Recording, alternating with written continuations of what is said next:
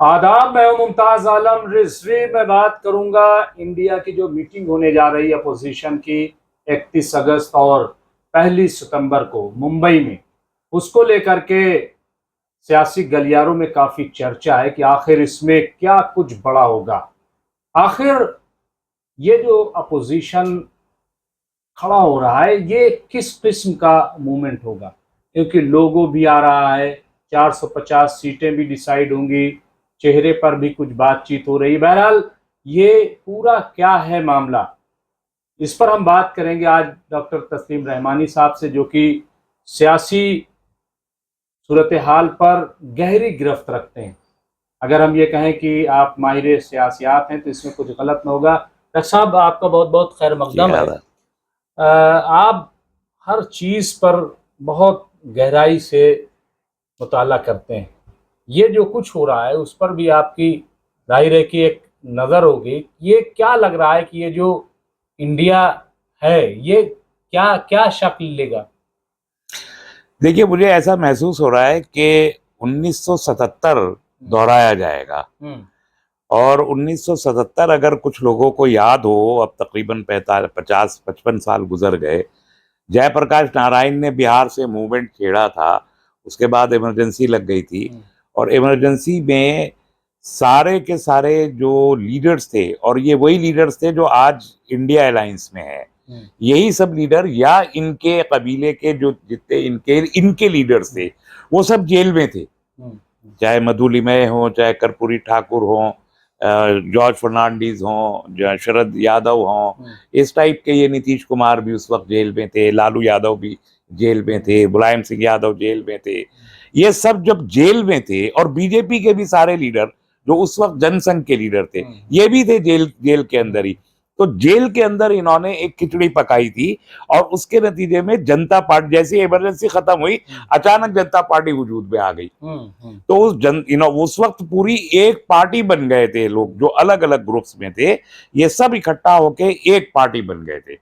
और जब इन्होंने इलेक्शन लड़ा तो पूरी फिजा इमरजेंसी का, ये एंटी इनकम्बेंसी भी थी इंदिरा गांधी की, और ये इनका इत्तेहाद भी था। तो मुल्क के अवाम तकरीबन एक तरफ हो गए थे।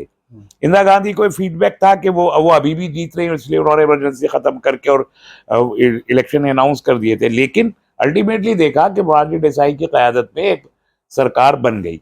वही हालात बिल्कुल अब इस वक्त हैं कि एक तरफ 10 साल की मोदी सरकार की एंटी इनकम्बेंसी है, मुख्तलिफ तबकात के अंदर मुल्क में वैसा ही खौफ का माहौल है, बोझ है, सफोकेशन और हफ्स है जो इमरजेंसी के ज़माने में था। अखबारात ठीक से लिख नहीं पा रहे, मीडिया पूरा खरीद लिया गया है। उस वक्त भी सेंसरशिप था मीडिया के ऊपर, अब भी वो सेंसरशिप दूसरे तरीके से है, क्या खरीद लिया गया, जो बोले वही जेल जा रहा है। और मुस्तकिल जो है वो केसेस बनाए जा रहे हैं, ईडी का, सीबीआई का इस्तेमाल किया जा रहा है। अपोजिशन को मौके नहीं मिल रहे हैं बात करने के, मूवमेंट नहीं खड़े कर पा रहे हैं, मुजाहरे नहीं कर पा रहे हैं। जंतर मंतर पर भी जाएं तो लोगों को डिटेन कर लिया जाता है। भी यूपी के वाक़े के बाद अभी 2 दिन पहले लड़कियों को उठा लिया यूपी भवन के बाहर से, तो एक डेमोन्स्ट्रेशन तक नहीं करने दिया जा रहा है। तो अनडिक्लेयर्ड इमरजेंसी से ज्यादा खराब हालात मुल्क में है। ऊपर से बेरोजगारी है, महंगाई है, ये सारी चीजें हैं, उसके साथ अपोजिशन इकट्ठा हुआ है। तो इस बार अपोजिशन एक पार्टी नहीं बना रहा है, एक अलायंस बना रहा है, मूवमेंट बना रहा है, और लेकिन वो एक लोगो इस्तेमाल करना चाहता है। ये एक बड़ी इंपॉर्टेंट बात है कि पार्टी ना बना के अलायंस का लोगो इस्तेमाल करेंगे। शायद पहली बार होगा इंडियन पॉलिटिक्स में कि एक मुत्तहदा महाज जो है वो एक लोगो इख्तियार करके, तिरंगा कह रहे हैं वो भी जी जाहिर है कि उनका नाम इंडिया है तो तिरंगा उसका निशान होगा, उसका कलर होगा, और उस पर एक लोगो वो लगाएंगे। लेकिन तमाम स्टेट्स में ये पार्टियां अपने अपने सिंबल पर ही इलेक्शन लड़ेंगी। तो ये पहला तजुर्बा होने जा रहा है। तो मुझे लगता है कि 77 से बड़े करीब के हालात हैं। अभी भी रक्षा परसेप्शन यही बना हुआ है कि मोदी को कोई हरा नहीं सकता, उसके जैसा कोई चेहरा नहीं, इस तरीके का एक परसेप्शन तो बना हुआ है। कैसा ये तो मीडिया का परसेप्शन है। अच्छा, मीडिया का बनाया हुआ परसेप्शन है और मीडिया उनके हाथ में है। अब आप देखिए, पिछले हफ्ते 10 दिन से खासतौर पे चंद्रयान के बाद से मुस्तकिल प्रोजेक्शन है टेलीविजन पे, मोदी मोदी मोदी। आज जो प्रेस कॉन्फ्रेंस की अनुराग ठाकुर ने कैबिनेट मीटिंग के बाद, उसमें भी मुस्तकिल वो गाना मोदी मोदी मोदी गाते रहे। तो और ये बता रहा है, शिव शक्ति पॉइंट नाम रख शिव दिया। शक्ति पॉइंट, तिरंगा पॉइंट, ये सब जो रख रहे हैं, तो वो उससे एक परसेप्शन क्रिएट करने की कोशिश कर रहे हैं कि मोदी के बराबर किसी का कद नहीं। और ये बिल्कुल गलत परसेप्शन है, बिल्कुल गलत परसेप्शन है। बीजेपी में, खुद बीजेपी में अभी ऐसे बहुत सारे लोग हैं जो मोदी जी से ज्यादा बड़ा कद रखते हैं, अभी तो लेकिन आपने कद को दबा दिया। आप दबा रहे हैं, मीडिया के परसेप्शन के जरिए दबा रहे हैं। आप सही कह रहे हैं, नितिन गडकरी का कद अभी भी बहुत बड़ा है नरेंद्र मोदी से, लेकिन चूंकि वो प्राइम मिनिस्टर हैं और मीडिया उनके हाथ में है और उनके पोल मैनेजर्स चीजों को मैनेज कर रहे हैं, इसलिए नितिन गडकरी को आगे नहीं आने दिया जा रहा है। राजनाथ सिंह का कद बीजेपी में खुद बहुत बड़ा है, लेकिन उनको भी पीछे किया। तो ये सब डेलिब्रेट एफर्ट्स हैं कि एक आदमी इस तरह, अगर आप अपोजिशन में आके देखें, अपोजिशन में कौन कद्दावर लीडर नहीं है बताइए? नीतीश कुमार खुद एक कद्दावर लीडर हैं। इतने लंबे अरसे से, 50 साल का अरसा हो गया इंडियन पॉलिटिक्स में उनका एक रोल है, कैबिनेट मिनिस्टर की हैसियत से भी, चीफ मिनिस्टर की हैसियत से भी। उनको पलटू राम कह भले ही कहें लोग, लेकिन ये तो देखिए ना कि बिहार में 25-30 साल से उनके बराबर के कद का कोई लीडर नहीं रहा है।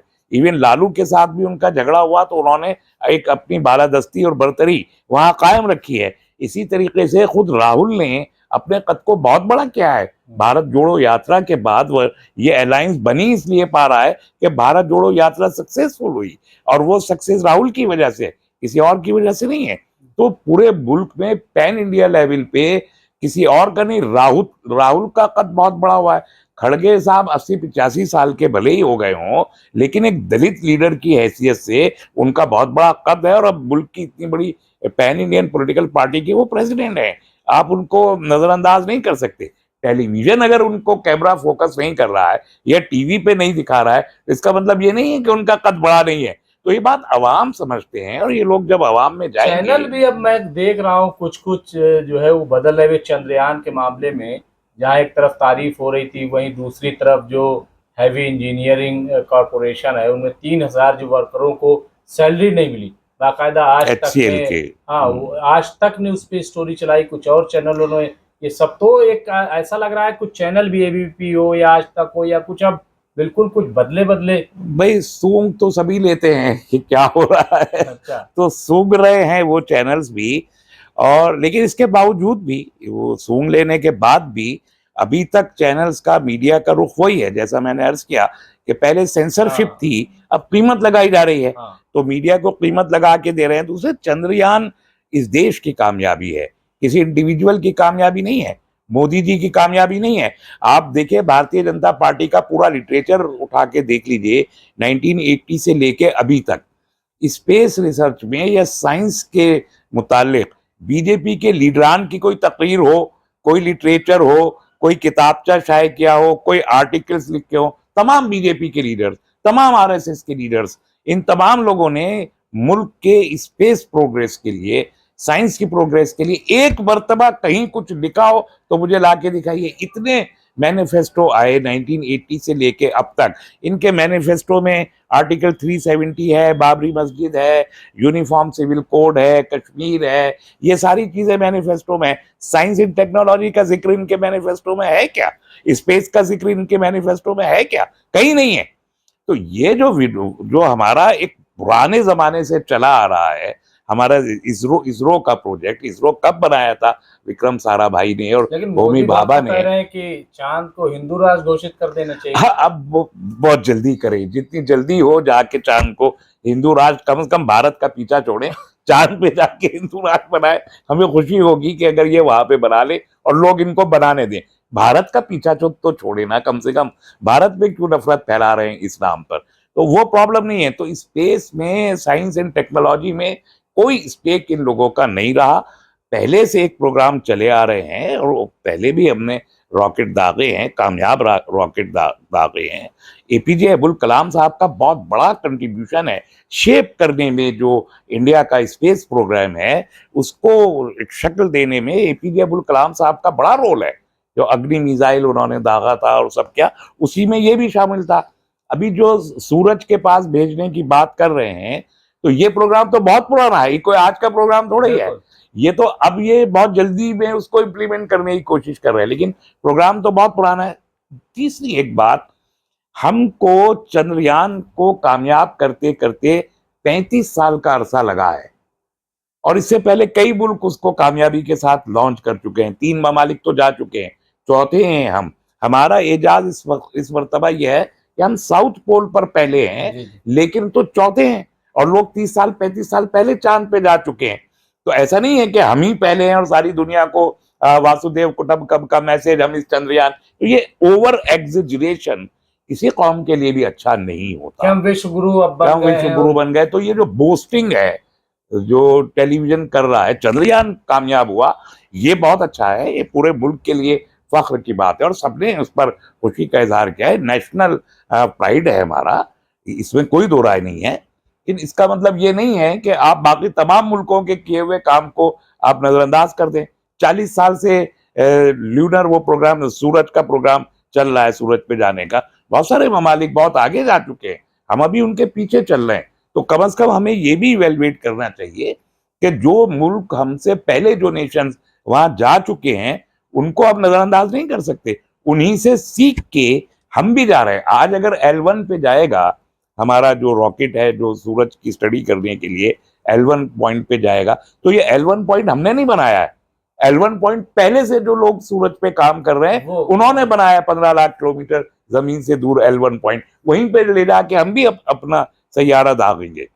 तो सबको कंसीडर करके चलना चाहिए। बहुत बड़ी बड़ी बातें करना अच्छा नहीं होता, जितनी बात है उतनी करनी चाहिए। नहीं, लेकिन ये तमाम बातें किस मतलब ये क्यों इस तरीके की हर चीज का श्रेय ले लिया जाए, ये क्यों?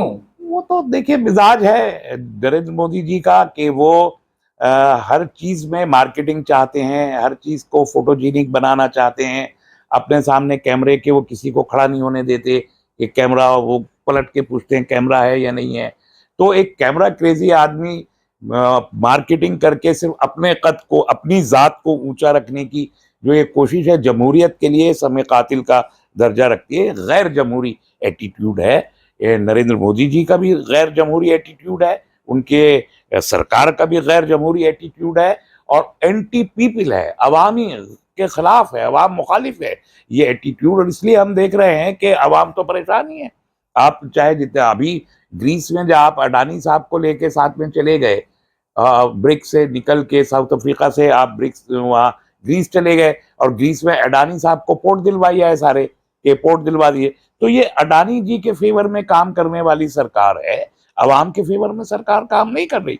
और इसी एंटी इनकम्बेंसी का नुकसान इस सरकार को होगा। मुझे पूरा यकीन है कि ये सरकार हारेगी। दो चीजें लेकिन बहुत इंपॉर्टेंट है। आज संजय राउत का एक बहुत अहम बयान आया है, इससे पहले सतपाल मलिक का ही कुछ इसी तरीके का आया था कि जो अयोध्या में राम मंदिर बन रहा है उसका उद्घाटन की तैयारी है। तो इस मौके पर गोधरा जो है, गोधरा टाइप का कुछ दोहराया जा सकता है। इसको कितनी आप संजीदगी से ले रहे हैं? मैं इसको बहुत संजीदगी से इसलिए नहीं लेता कि ये पिटा हुआ मोहरा है। इस मोहरे को बार बार इस्तेमाल करके बीजेपी को कोई फायदा नहीं होगा, और इसका ये बूमेरैंग भी कर सकता है। इसका उल्टा असर भी नरेंद्र मोदी जी के ऊपर हो सकता है, और उनके ऊपर ये इल्ज़ाम लग सकता है कि वो सिर्फ फिसाद कराने वाले, हिंदू मुस्लिम करने वाले और खून खराबा कराने वाले वजीर आजम है। तो उनके ऊपर ये इल्ज़ाम लग सकता है अगर उन्होंने अयोध्या के मामले में गोधरा जैसी कोई हरकत करने की कोशिश की। तो मुझे नहीं लगता कि इस कदर बड़ी बेवकूफ़ियाँ बहुत करते हैं लोग, लेकिन इतनी बड़ी बेवकूफ़ी करेंगे, एक तो ये मुझे लगता नहीं। दूसरे ये कि अब संजय रावत ने और बाकी लोगों ने ये बात इतनी बार कह दी है कि अब कोई अगर करे भी तो वो एक्सपोज हो जाएंगे, तो उसका कोई फायदा नहीं। तो पुलवामा हो जाए या अयोध्या की तरह का कुछ, गोधरा की तरह का, मेरा ख्याल है कि ऐसा करने का कोई वो, और इलेक्शन प्रीपोन करके भी कोई फायदा नहीं होना है। तो मुझे नहीं लगता कि इलेक्शन भी प्रीपोन होगा, इलेक्शन भी अपने वक्त पर ही होगा। ये अपोजिशन की टैक्टिक है कि वो इस किस्म की बातें करके सरकार पे भी दबाव बना रही है, और अपने कॉन्स्टिट्यूएंट के ऊपर भी एक दबाव है कि वो चुनाव की तैयारी तेज करे। नहीं तो आप आखिरी बस की एक 30 सेकंड में कि क्या आपको लग रहा है कि क्या मोदी हार सकते हैं? देखिए, सितंबर में अभी 1 सितंबर को ये मीटिंग खत्म होगी इंडिया अलायंस की, और इसमें एक खाका सामने आएगा कैंपेन का। तो ये कैंपेन अगर ज्वाइंट कैंपेन मुल्कगीर सतह पर अवामी कैंपेन उठा दिया तो यकीनन ये कैंपेन वैसे ही होगा जैसे जनता पार्टी के जमाने का जयप्रकाश का कैंपेन था, जेपी मूवमेंट। और फिर कोई हरा नहीं पाएगा इंडिया अलायंस को। ये 200 के बहुत नीचे जाए, 150-200 सीट के बीच में बीजेपी रह जाएगी। शुक्रिया डॉक्टर। तो ये थे डॉक्टर तस्लीम रहमानी साहब, जिन्होंने कहा कि अगर जेपी मूवमेंट की तरह जैसा कि बन रहा है माहौल, अगर इंडिया उस किस्म का कोई मूवमेंट खड़ा कर देती है तो फिर बीजेपी 200 से 150 सीटों पर सिमट जाएगी और मोदी सरकार नहीं बनेगी। बहरहाल क्या होता है ये हमें 31 अगस्त और 1 सितंबर को देखें। बहुत बहुत शुक्रिया।